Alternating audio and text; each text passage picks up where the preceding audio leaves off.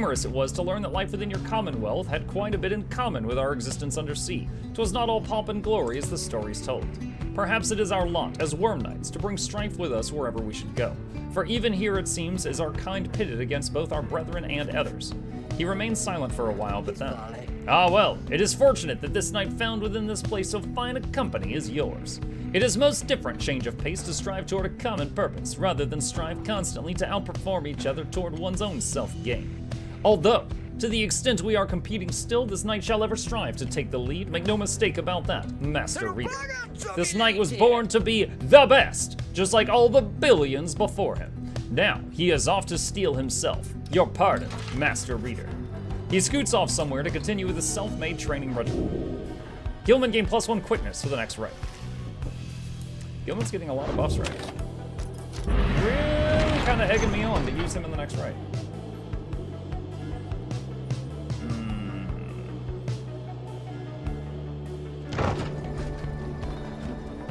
Not sure. So in the next right, we have to volunteer someone to go back to the Commonwealth if we win. And although he said he didn't want to go yet, I do think sending the sap guy back would be the most helpful. En route to the mountaintop, you pass by a monument to Luz Slorian, and Pamitha happens to take notice. "I have to hand it to you, Pamitha. You have a real gift for getting yourself into one bad situation after another. Now here you are praying to the dead to bring the stars back. Is that it? Maybe you'll get out of here this time. Things might be even worse back home." Soon she has finished paying her respects. As you prepare to continue your ascent, you sense Luz Slorian has shown her favor. +2 presents for the next rite.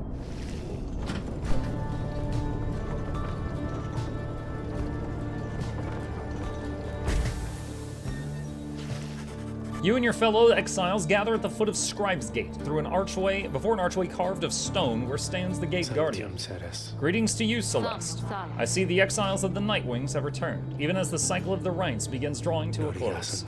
The Nightwings accept this as the will of the scribes. The gate guardian laughs at this softly for some reason. And you, Tariq, do you accept their will as well? But the lone minstrel does not answer her. It is no matter. Now, Nightwings, each of you come forth and state what it is that you seek whilst crossing Scribe's Gate. One by one, the Nightwings declare themselves. You all pass through as before. When Volfred takes his turn, Celeste stops him. You, I see you wear their raiments once again. Explain. The cycle of the rites is ending. While I do not know exactly why, I have my fears. One of my contemporaries, he who fell from the summit long ago, he lives and seeks his liberty again. He stands against us now and believes his triumvirate to be the true Nightwings. I remember well the contemporary whom you mean. Then the Nightwings stand divided. Yes, and so I wear the raiments once again in case that it may help to right this wrong. For I am Volfred Sandalwood, and I seek liberty for each of us so that one day we all might stand shoulder to shoulder on the other side and bring our freedom to the people there. She considers Volfred's words for a moment. I see. Then, move along. The Guardian of Scribe's Gate regards you all, and then she beckons you onward. The 8 scribes bid the Nightwings welcome. Go forth with glory. Celeste? What is it, Tariq? The will of the scribes. Long have we both followed it. I think you would agree. In equal measure has it drawn us close as separated us. But, if their aim now is to keep us apart for another age or longer, then no, I do not accept their will.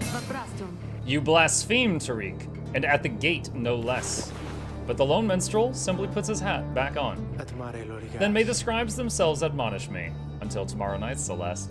Yo, Chad, he thirsty. He thirsty.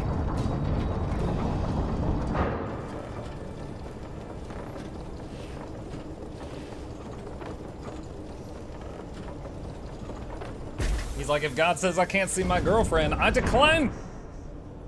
Having reached the peak of Mount Elodial again, you see the vastness of the downside all around you. It leaves you deep in thought regarding which of your companions ought to go free this night, as Ruki did the last time. Someone wants to talk? Sandalwood. Volfred looks up as you approach and smiles. I never thought I would say such things, my boy, but it is good to wear the raiments of the rites once more. The march of time does have a way of healing certain hurts. Besides, the Nightwings of today, we are a very different beast than the Triumvirate, which took me in almost a decade ago. Ours is a Triumvirate of exactly 3. Well, 4, with Tizo, who proved to be an exception. Though historically, the Nightwings never took on more exiles than needed. I mentioned my predecessor, Brighton, and my former companions, Erisa and Orlek. Orlek is the one who's bad now. Perhaps naively, I had hoped my time with them would not be relevant directly to what we now attempt. But, seeing as our stories are now intertwined, do let me know if there is more you wish to learn of them. Brighton. You inquire about Brighton, whom you understand was liberated prior to when Volfred first joined the Nightwings. I never met Brighton in person, but I know him rather well by now. Though, for that matter, my boy, so do you.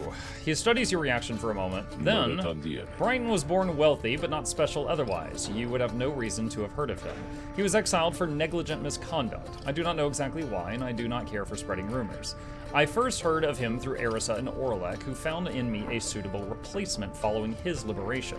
They spoke little of him. Orlek gave the impression they did not see eye to eye, but he assured me I soon would hear from him myself. Indeed, as I became accustomed to the book, which you now know by now, I soon began to hear the voice. Volfred looks at you as if to see if you yet take his meaning. Brighton is the narrator? You see, my boy, after Brighton's liberation, he assumed a new identity within the Commonwealth and a new responsibility to the Triumvirate which liberated him. That voice you hear from time to time, whensoever the stars align, it's his. He is no longer Brighton. He is now none other than Archjustice Androbeles the Ninth himself. Liberated exiles retain certain burdens to their old triumvirates. They have much to thank them for, not just their freedom, but their exalted status in the Commonwealth. The theocratic rulers of the Commonwealth, they do not wear masks and raiments simply for the sake of ceremony. They are not who they appear to be. Their public pasts are nothing but a fabrication. Like Brighton, they once were exiles too. Brighton, that voice, he has no love for either one of us by now. He knows full well what we attempt to do, yet he is bound by the traditions of the rites. He shall always stand on ceremony and complain, but I think he knows deep down that he is powerless. How ironic that one of such high status in the Commonwealth should be so frightened of some long-forgotten exiles such as we. Anyway, that's Brighton for you. He must have seen in you the potential to be one of his staunch supporters for a time. If that's a path you wanted to pursue, I should apologize. Now then, whom else should we talk about? Erisa. The one who pushed Orlek off the cliff. You ask about Erisa, who you understand betrayed Orlek at the moment of his liberation, but then perished in the Shimmer Pool. I'm afraid you know the brunt of it, my boy, but I suppose you ought to know something of Erisa's past, lest you be quick to judge her solely by her actions. Mind you, I would never make excuses for the terrible choice she ultimately made, but her life, I understand, was very difficult. Erisa had been exiled for the foulest of acts. You could see it plainly branded on her face. Such was the heinousness of what she did in the eyes of the Commonwealth. She was an apprentice blacksmith in her youth, taking up the post left by her brother. He had fallen in battle on the blood border, despite wielding her father's own lance and armor. Her father never quite recovered after this, and had grown cruel and detached. It was Erisa who took the brunt of his fury. He expected the impossible of her. One day it was all too much for her, so when the next he lashed out at her, well, she struck back. And again, and again, and again. When they came for her, her father was gone, and she was not herself. She was promptly cast into the downside for the crime, where her hatred for the Commonwealth only grew. Erisa always was intense in her demeanor, haunted by her father's memory. More than that, her chief motive for wanting to come back, wanting back her freedom was, in hindsight, not a healthy one. She longed to join our nation's enemies, to build for the High Wing remnants a great siege engine that could shatter the defenses of the Commonwealth and forever end our feud. What she ultimately did to Orlek, it was an act of pure and thoughtless desperation. I do not think that it was simply evil, nor do I think that it was personal. I often wondered, though, if in her final moments in the Shimmer Pool, she understood what she had done and the depths to which she had fallen. For years, I must admit, I hated her, but now, my only hope is that she found a peace untenable during her relatively short life in the downside and the Commonwealth. Furthermore, I hope the life of Erisa offers some perspective yet to those of us who have not made the same mistakes. Now then, was there something else? Orlek. You ask about what Orlek was like when he and Volfred first became acquainted. Volfred remained silent for some time. I was very, very sick, you know. I first landed in the downside. The long trip down the river must have been a little too much for me. It was Orlek who found me. He could not have known of my capacity to read before he revived me. He was a physician, intolerant of the sight of suffering of any kind. Not just any physician, mind you, a gifted, highly decorated one. He served on the front. Back then, skirmishes erupted frequently, and those such as Orlek, they had to deal with many casualties on either side. In time, he said he grew repulsed by what he saw. This sowed in his heart a yearning for an end to all bloodshed, so he tried to use his status to negotiate a treaty with the High Wing remnants. It must have gone about how you'd expect. He was given direct orders to return to the front. When he refused to soil his hands again, they cast him to the downside. Here he gained the notice of the Nightwings, and before long he grew to be one of the finest right conductors anyone had ever seen. He was instrumental in the liberation of his companions, whose roles in the Triumvirate were later filled by Erisa and me. In time, Orlek's own opportunity for freedom came up. He longed for it so that, with his exalted status, he might stand a better chance of negotiating peace. However, on the evening of his liberation, well, you know how the story goes from that point. Volfred heaves a heavy sigh. He and I were kindred spirits for a while. I could not bear to think that he was gone, and now I still cannot entirely believe that he is back. He is our adversary now, transformed, grown cold. Still, part of me is happy he lives. Make no mistake, of course, I shall not be swayed against our plan, not by Orlek or anyone. As I have said before, we share a higher calling now. As for Orlek, he wants his freedom still, although I wonder if he still remembers why. Anyway, was there something else, my boy? Farewell. You bid Volfred a good afternoon and leave him with his memories. My pleasure, reader. Reflecting on the past from time to time helps demonstrate how far we've come, yet how much farther we have yet to go. Shop. Hey guys, like, I don't know what's going on up there with all the stars acting weird and stuff, but let me just tell you something here. You ain't gonna find a better deal on all this stuff from anybody, and I mean anybody on the downside. You can trust me when I tell you that, okay? Go ahead, stock up.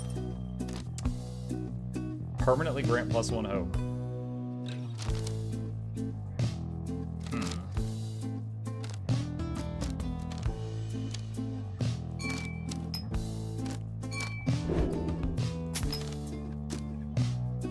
That's Ruki, and he's gone.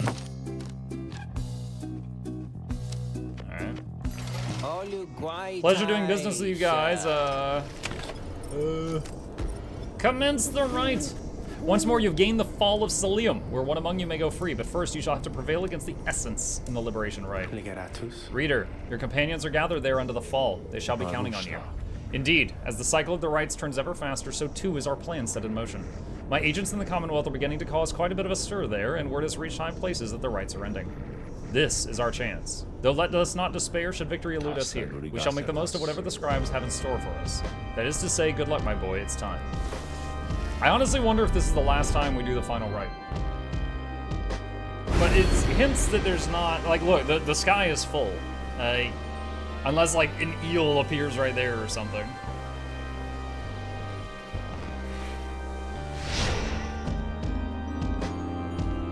The sky is full of the bad juju.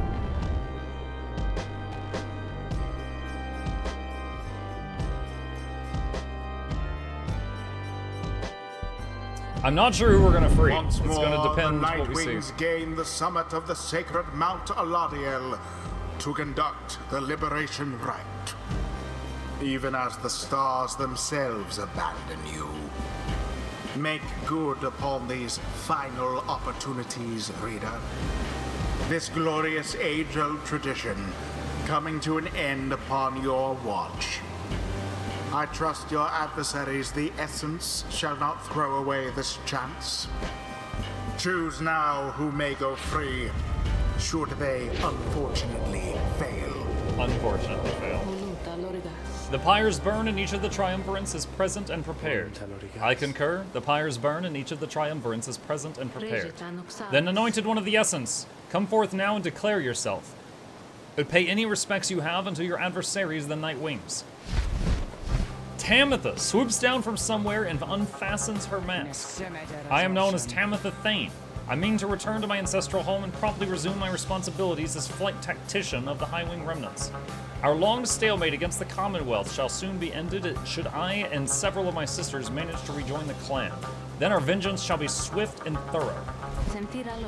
Your quarrel with the country that cast you into exile is beneath the notice of the scribes, Tamitha Thane. Here you should be judged under the stars. My quarrel with the Commonwealth is all that gave me and my sisters strength enough to reach this point. The scribes ought well take heed of how my people suffer. We are not weaklings anymore like your Trieste Tithys. We shall not fall in line with flightless fools in their naked attempts to sublime our heritage and our culture. Speak not again thus of the saint, or you shall be expelled, Tamitha Thane. Tamitha scoffs and turns her attention back toward your side. And Nightwings, as for you, the fury we shall imminently show is nothing in comparison to the hatred growing for your Commonwealth and the mountains on the other side. She signals to her sisters to ready themselves.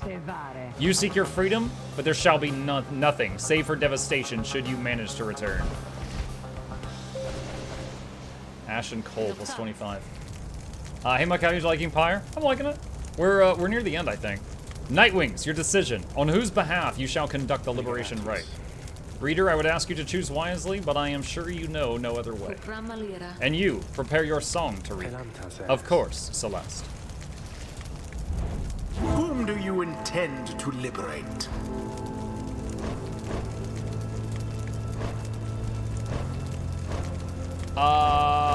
Oh god. Okay, I was on the fence between sending Sir Gilman or Volfred, and neither of them are worthy. Huh.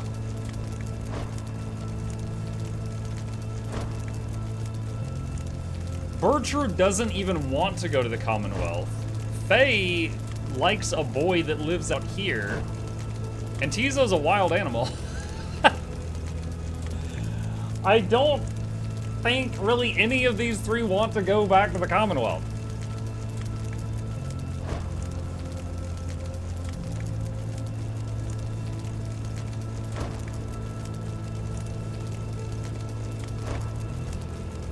And it would be kind of funny to send Pamitha back to the Commonwealth while her sister is staring at us, but I can't pick her either.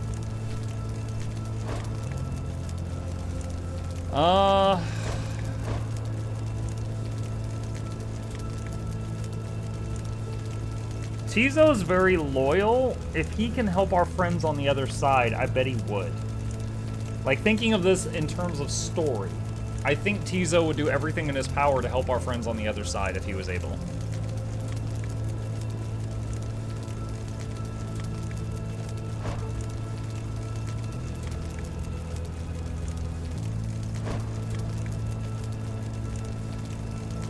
I feel weird about this, but the options I want aren't allowed. Tizo. Tizo seems stunned by your decision, though it is very grateful to you for it all the same. Who shall lend him support? Bertrude has that incredibly awesome passive, where if the enemy has more health than we do, they do 10 less damage per attack.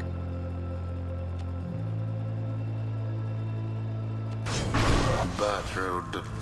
The way he said it. Bertrude. Then we shall do what is within our power for that one.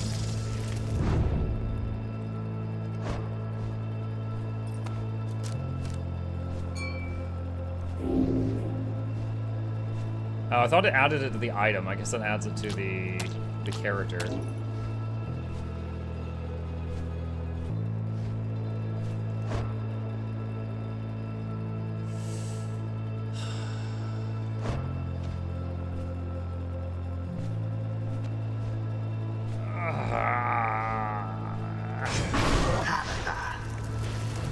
Sure, let's get him out of here then.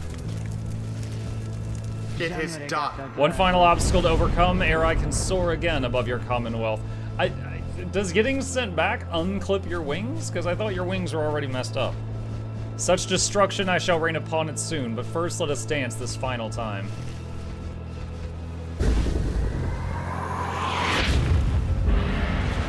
Commence.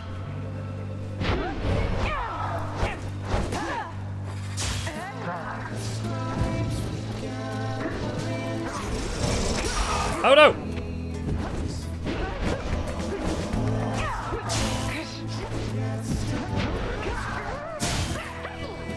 Wait, what? Did they kill each other?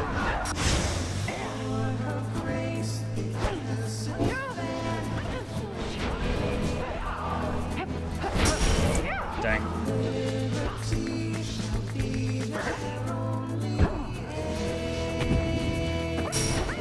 Oh, dang it. Well, we only took 10 because of the passive. As the Liberation Rite continues, you sense Pamitha reaching out to you, perhaps just reaching out to anyone at all. Reader, someone please. Let her prevail, let her prevail, please let her prevail this once. If this thought makes me a traitor, so be it. But please let Pamitha prevail, for she is here wrapped up in all this because of me. She wants to destroy all mankind. The plea trails off and Pamitha remains steadfast, all her attention focused on the Liberation Rite. And as for Tamitha, prepare yourselves, Nightwings! As for you, Pamitha, I await the outcome of this night, for it shall soon ensure that I may never have to see your smirking countenance again.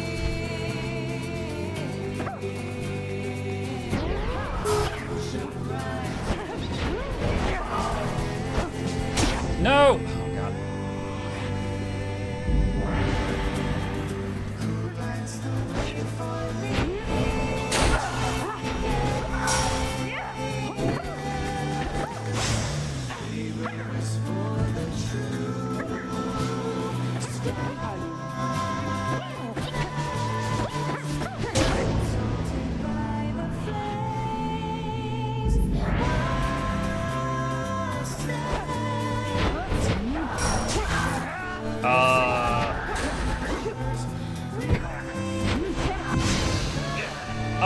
I successfully intercepted it, but then they got me.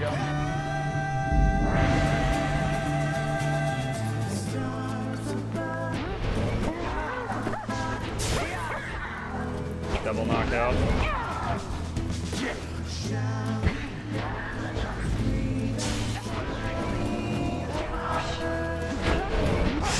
Woo! Oh my god. No!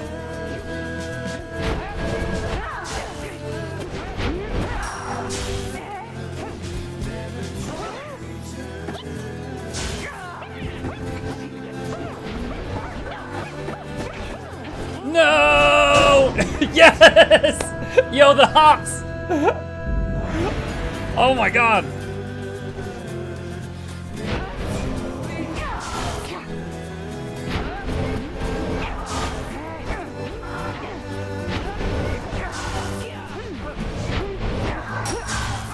Ah, they got him.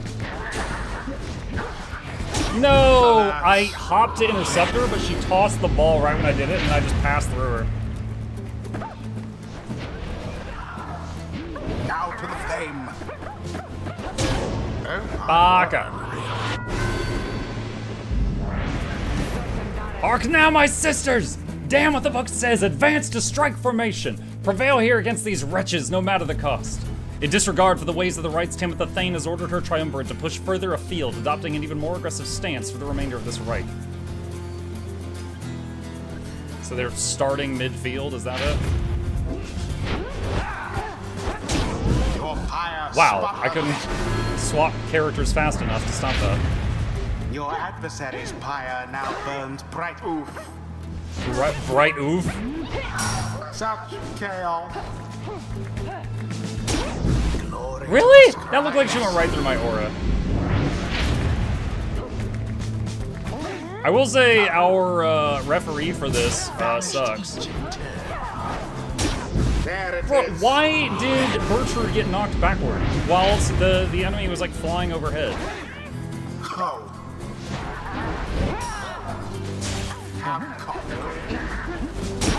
The orb quenches the flame. Bro, what? Mug getting his butt kicked? Because they're cheating. They're starting midfield. The orb. By the scribes. Game point. Your victory is at hand. And there it is. Oh my god. That was so stupid. The essence proved their worth. They just literally cheat, and the ref's like, alright, yeah, that's fine. But alas. Thus ends the liberation rite. And thus the scribes have chosen. The exile appointed by the essence shall be free. So they started with 50 more health than me, and they all, I think it was 25. They started with way more health than me, and also for the second half of the match, they started midfield at the ball. All others shall remain to carry out their rightful sentences.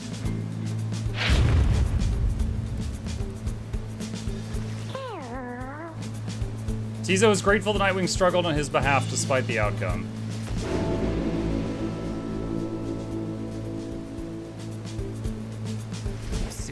Commonwealth fools. How fitting that traditions such as this should spring forth from a culture such as yours. They ought to have put me to the sword, but no. They in their arrogance and in their smug superiority deigned reason that those such as I to be exiled instead. Here then we would live in penitence and learn the error of our ways. She laughs for once, though not with joy. Such utter nonsense. And now they shall receive me open-armed, a champion forged by their precious system. Yet I shall use every waking breath to bring them all to ruin.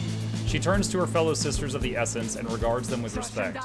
Sisters, we may not be bound by blood, but ours is stronger than even that. May we soar together in the sky someday, and I swear to you the High-Wing remnants will survive. Farewell, sisters. A moment later, she is gone, engulfed within the waters of the Shimmer Pool, yet you hear her voice reverberate one last time. Farewell, sisters. Tabitha earned her freedom. Great, we released the terrorist. Tamitha Thane. The 8 scribes are watching from afar. By their grace, may the cycle of the rites keep turning for as long as possible. I absolutely hate that outcome. Because, like, within the story, it made no sense that was allowed. Like, I would understand if it was like a challenge mode, right? Because before the rite, I had the option to turn on like 9 different challenge modes, and I did not turn any of them on. However, within the story, it says she disregards the rules of the rites, and she did this.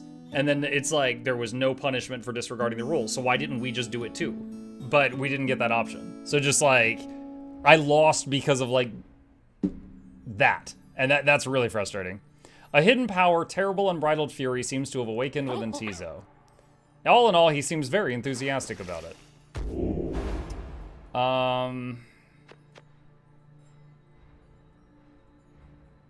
That, I guess. Bad ref, yes. Good a time as any to say thanks for having me along on this strange little journey of yours, reader darling.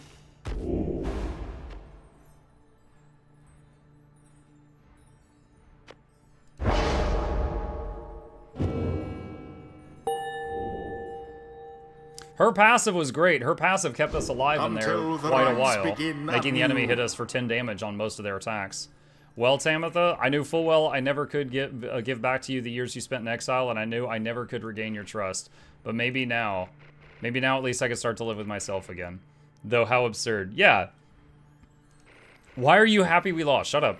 I might have doomed the Commonwealth, the Highwing Remnants, and Tamitha alike this night, and yet once more all I can think of is myself. Yeah. I need a drink.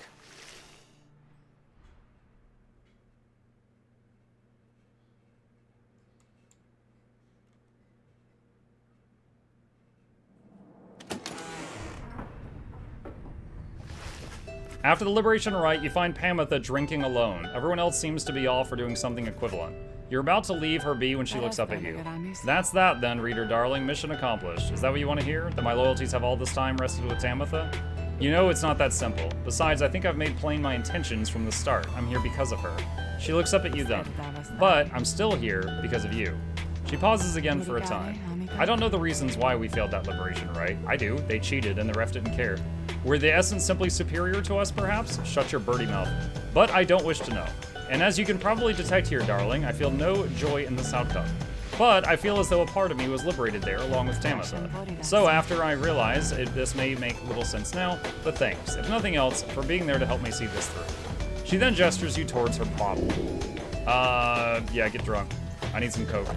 You accept the bottle, and the two of you drink in silence for a time. Nothing more needs to be said. As the hour grows very late, you excuse yourself and leave her to her thoughts. If Tamitha ever was conflicted in her intentions, you sense that now she is fully committed to the group. She has nothing else to strive for. We have but a few such liberation rites remaining. Exactly how many I do not wish to speculate about as yet until such time as we can better say for certain. Under no circumstances would I suggest this is our ideal, however, it is an opportunity enough that our plan may as yet succeed. Although all of these setbacks, I fear, Volford trails off and falls silent. Some of the others exchange looks, they're beginning to understand. With the rite soon ending, everything Volford has sought both on his own for many years and now with all of you, all of it may have been in vain. The hush spreads over the others. But not to you. You then proceed to do something that none of them seem to expect. You raise your voice. I thought you were PG, but now you're doing Coke on stream. Oh, how the mighty have fallen. Oh, yeah.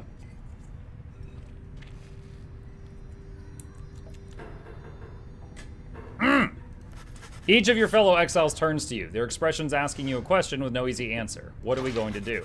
As you meet Sir Gilman's gaze, the words of the occasion begin to crystallize in your mind. You are searching to find the right words, as all of your fellow exiles are looking to you now.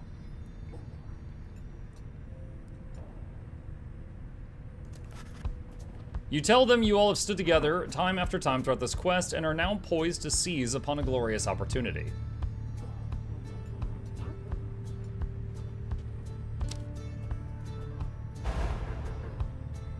Oh.